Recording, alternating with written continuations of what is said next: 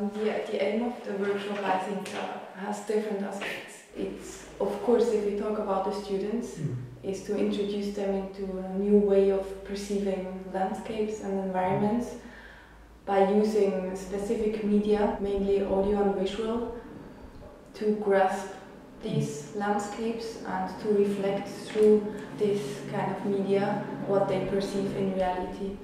And of course it's very particular to be here in Kyoto because the Japanese gardens have a lot of central aspects that give a very rich material to work here. So the aim of the workshop is also to understand these qualities of this garden better, and of course also to learn something about their way of impacting people's emotions. Yes, one part is the landscape visual, so that where we are 3D scanning the gardens and the environment, and therefore get a very accurate replica of the situation to express their personal perception of the garden. And then the other part is a part which is very rarely used in architectural context, is working on sound, what we call landscape acoustics, and perceive as a complementary tool to the visual research. So in a way they always belong together for the central impression of gardens. And so we also use different kinds of microphones to grasp the sound of these gardens. On the one hand, on a more general scale, environmental impression. This sound we record in 3D. We also achieve on a level of research some new knowledge about both sides again, the gardens and the techniques.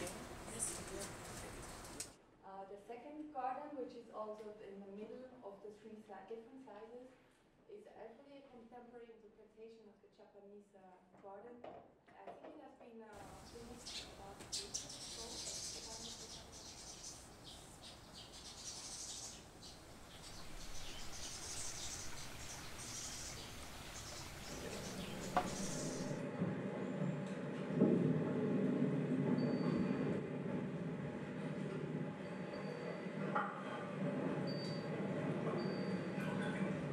This step is really about the perception on site.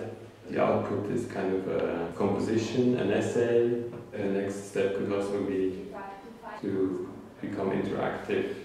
One group now in Toraya is working, has taken water as a subject, and it's rather an indirect expression of silence. So what is happening if you work on a subject of silence in sound? What do you hear then in your work?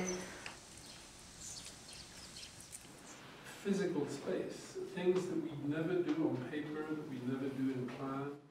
5 groups, and for each group we have 20 to 25 minutes, including a discussion.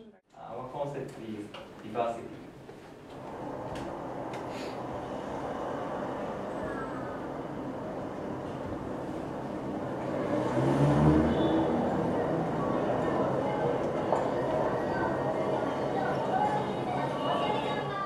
Understanding of the space. You can only understand, I guess, by listening, by looking, by smelling, by all these different impressions you get, and we are trying to somehow recreate some of them. You change the kind of way you look at things and the kind of way you listen to things will also change the way you understand the space.